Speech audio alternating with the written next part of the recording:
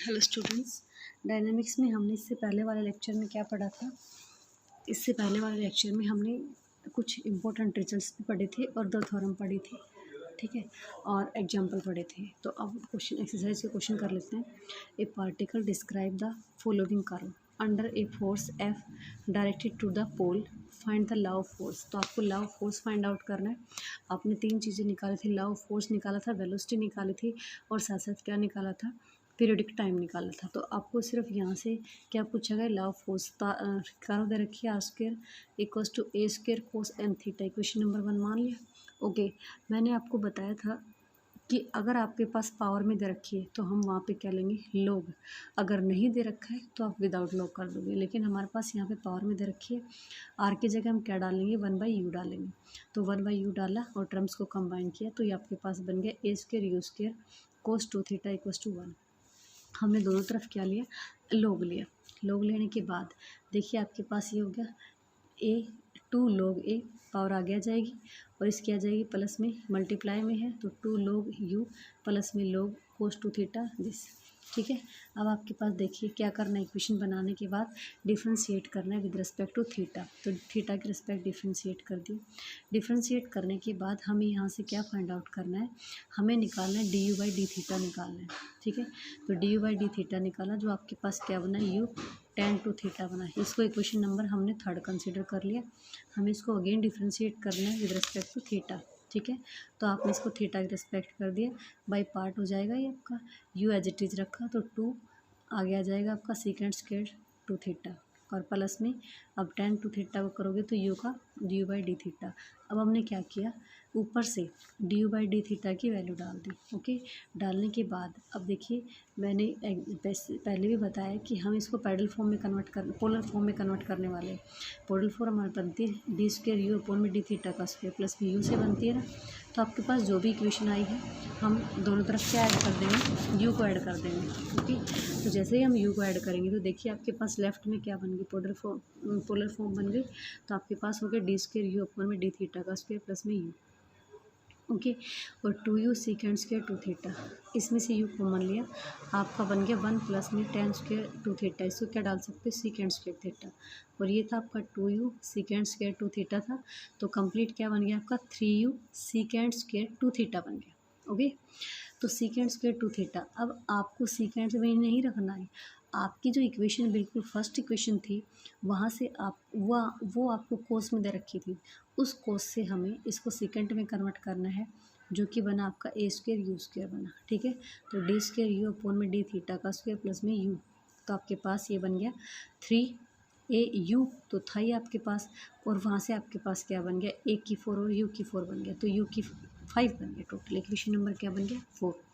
अब हमें पता है कि equation of differential equation of central orbit आपकी क्या होती है, डी स्क्वायर यू अपॉन में डी थीटा का स्क्वायर प्लस में u equals to F upon में यू स्क्वायर एच स्क्वायर होती है।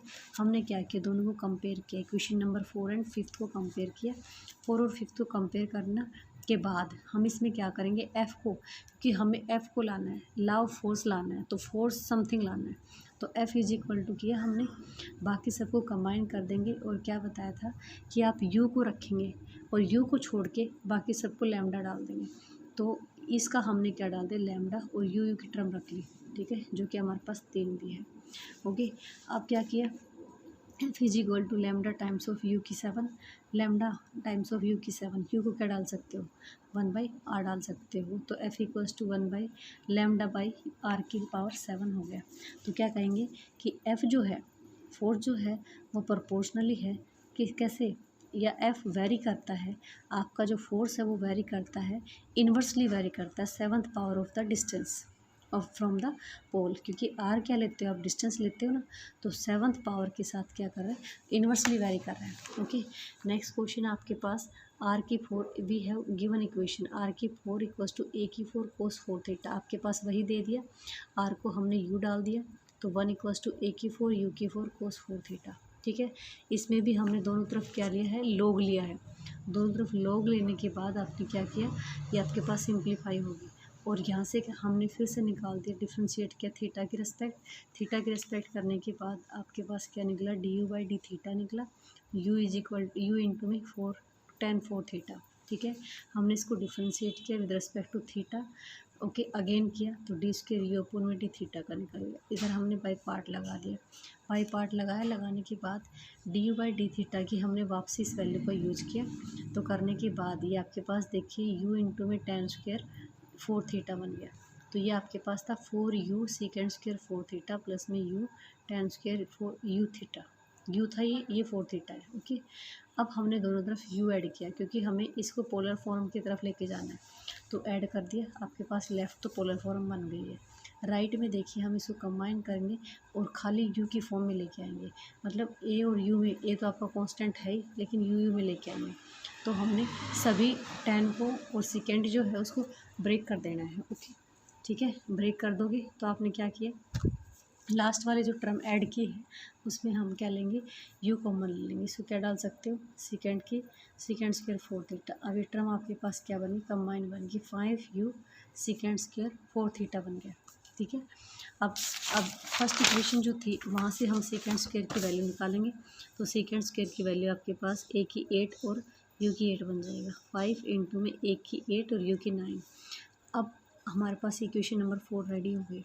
अब कंपेयर करेंगे जो डिफरेंशियल इक्वेशन है सेंट्रल ऑर्बिट की, जो भी डिफरेंशियल इक्वेशन आपके पास सेंट्रल ऑर्बिट की हमने उसको लिया, उसके साथ कंपेयर किया। तो f इज इक्वल टू, देखिए ये है आपका f अपॉन में एस स्क्वायर यू स्क्वायर, तो f अपॉन में S square u square is equal to this f equal to बन जाएगा आपके पास। हमने u को रखना है और बाकी सबको क्या डाल देना, लैम्डा डाल देना, ठीक है। तो f equal to lambda upon में r की पावर 11 हो गया। तो देखिए f जो है, फोर्स जो है वो इन्वर्सली वेरी कर रहा है 11th power of the distance के साथ कर रहा है, ठीक है। नेक्स्ट क्वेश्चन आपके पास a is equal to r tan hyperbolic theta by root 2। तो देखिए गाइज इसमें आपके पास कोई भी क्या नहीं है, आपके पास इसमें पावर में नहीं है। तो जिसमें पावर में नहीं है तो हमें उसमें कोई बाउंडेशन नहीं है कि हम उसमें हमेशा लोग लें ना, आर की जगह डाल दे 1/u tan hyperbolic theta by root 2, ठीक है। और ये आपका a u tan hyperbolic theta by root 2 हो गया। इसको डिफ्रेंशिएट किया थीटा के रिस्पेक्ट में, डिफ्रेंशिएट करने के बाद आपके पास d u by d theta की वैल्यू आ गई 1/√2 second square hyperbolic theta by root 2। अब हमने क्या करना है, इसका दोबारा से डिफ्रेंशिएट करना है क्योंकि हमें सेकेंड डेरिवेटिव चाहिए। तो a टाइम्स a कॉन्स्टेंट था, ये आपके पास बन गया, यहाँ से आपके पास बन गया ये सीकेंड का जो है, सीकेंड हाइपरबोला का आपका जो है वो माइनस में हो जाएगा। तो देखिए 1/√2 था ही आगे, तो सीकेंड का क्या होगा, आपके पास पावर पहले आगे आएगी, फिर ये एज इट इज़ रखा जाएगा, फिर हम क्या करेंगे सेकेंड का करेंगे। तो देखिए ये हमारे पास था 1/√2 सेकेंड, तो देखिए 1/√2 एज इट इज़ 2 आगे आएगा, फिर second hyperbolic theta by root 2, और फिर क्या करोगे सेकेंड का करोगे तो आपके पास क्या आएगा माइनस, तो माइनस लगा दिया और ये चीज़ कर दिया, ठीक है। और थीटा बाई रूट 2 का क्या होगा 1/√2 हो जाएगा। तो ये दोनों मल्टीप्लाई होकर 2 इस 2 से कैंसिल, तो second square hyperbola theta upon में रूट 2, ठीक है। तो 10 हाइपरबोलिक थीटा बाई रूट 2 हो गया, ओके। अब इसको क्या लिख सकते हो, हम इक्वेशन नंबर 1 यूज़ कर सकते हैं क्योंकि 1 में आपके पास क्या था, आपके पास था इस चीज़ को क्या लिख सकते हो, आप इसको a लिख सकते हो ना, क्योंकि अगर मैं इसका u के साथ रखूँ तो a u equals to 10 hyperbolic theta by u, ठीक है। तो मैंने इसको क्या डाल दिया, ए यू डाल दिया, तो ये ए यू और ये बच गया आपके पास। इक्वेशन नंबर सेकंड ये है, दोनों तरफ हमने क्या किया u ऐड कर दिया, अब देखिए u माइनस में u second square hyperbolic theta by you common लेंगे तो 1 माइनस, ये हाइपरबोलिक में रिजल्ट है, आपका ट्रिग्नोमेट्री में होता है तो 1 प्लस में सेकेंड स्क्वायर, 1 प्लस में टेन स्क्वायर लेते हैं। आप यहाँ पे ये है तो उसी में, अभी हमने u कर दिया, अब इसको चेंज नहीं कर सकते, तो ये क्या लिख सकते हो, आपका क्या बन जाएगा यहाँ पे 1 माइनस में सेकेंड स्क्वायर हाइपरबोलिक क्या डाल सकते हो 10 डाल सकते हो। अब फर्स्ट से क्या डालोगे, फर्स्ट से हम इक्वेशन फर्स्ट से 10 को किस में कन्वर्ट कर देंगे, 10 हाइपरबोलिक जो है उसको हम u में कन्वर्ट कर देंगे, तो ये आपके पास a स्क्वायर इंटू में u क्यूब आ गया, ठीक है। आपके पास इक्वेशन कंप्लीट हो गई। इस इक्वेशन को सेंट्रल इक्वेशन जो है पोलर फॉर्म में उसके साथ हम क्या करेंगे कंपेयर करेंगे, जो कि हमारे पास क्या है डी स्क्वायर यू अपॉन में डी थीटा का स्क्वायर प्लस में u equals to F h square u square, ठीक है। तो इक्वेशन नंबर सेकंड और थर्ड को कंपेयर करेंगे F is equal to S square u square equals to a square u cube हो गया आपका। अब एफ इक्वल्स टू टर्म्स को कंबाइन कर दिया, यू की टर्म को बना लेना है, बाकी को आप एज इट इज छोड़ के उसको क्या डाल देना, फोर्स वो डाल देना, कोई भी कांस्टेंट डाल देना। तो हमने उसकी बजाय क्या ले लिया, लैम्डा ले लिया। यू के वापसी वैल्यू हमने क्या डाल दी, 1/r। तो ये क्या आ गया, r की पावर 5 आ गया। ठीक है, तो अब इसको क्या लिख सकते हो, λ/r की पावर 5 लिख सकते हो। ये क्या बन गया, एफ इन्वर्सली वेरी कर रहा है किसके साथ, fifth power of the radius के साथ, या fifth power of the distance from the pole के साथ कर रहे थे। ठीक है, चलिए एग्जाम्पल और कर लेते हैं।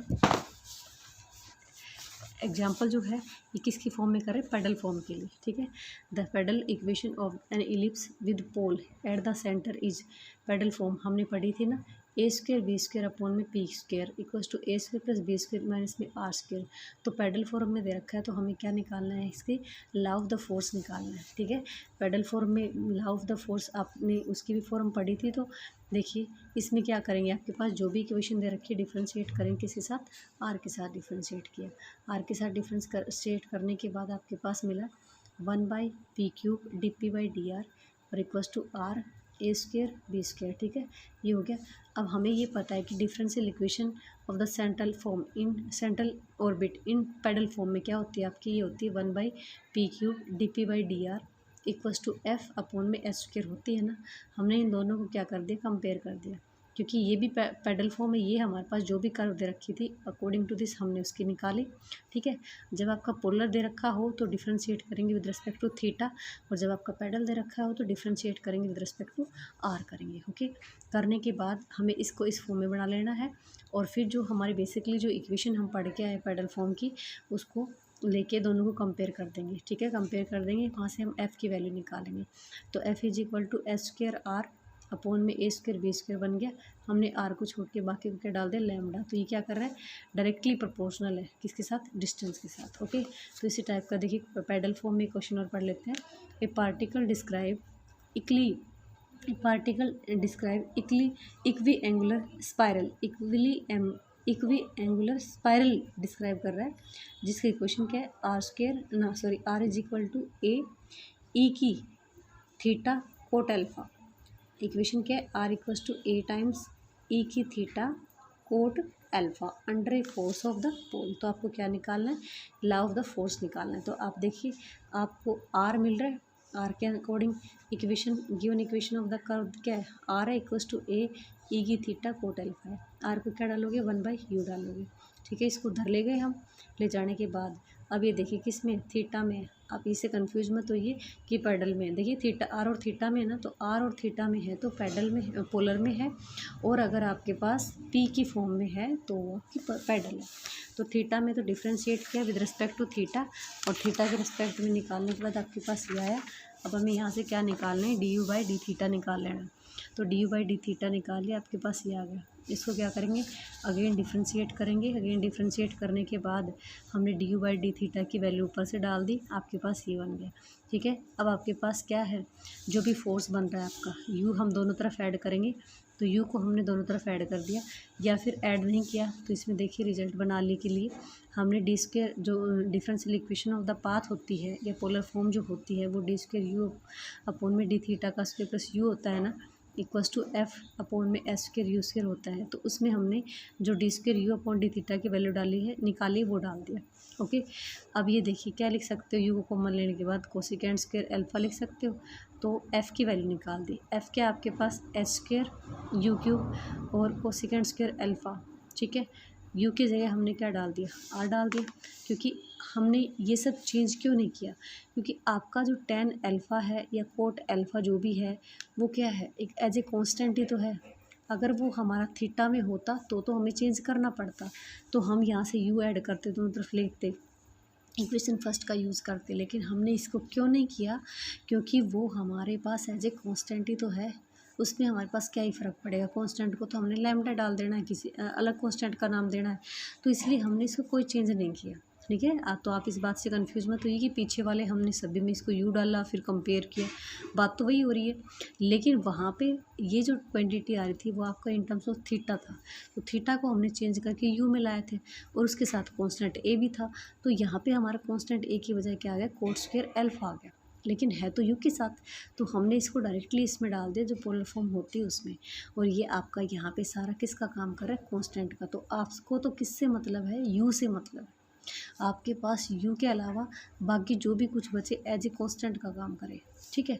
तो कांस्टेंट का काम करेगा, यू को क्या डाल दिया, 1/r डाल दिया, तो h square cos square alpha by r cube. तो इसको आप लैम्डा डाल सकते हो। तो देखिए क्या कह सकते हो कि एफ जो है, जो फोर्स जो है इन्वर्सली वेरी कर रहा है क्यूब ऑफ किसके साथ, डिस्टेंस ऑफ द पोल के साथ, ठीक है। Thank you, have a nice day, thank you so much.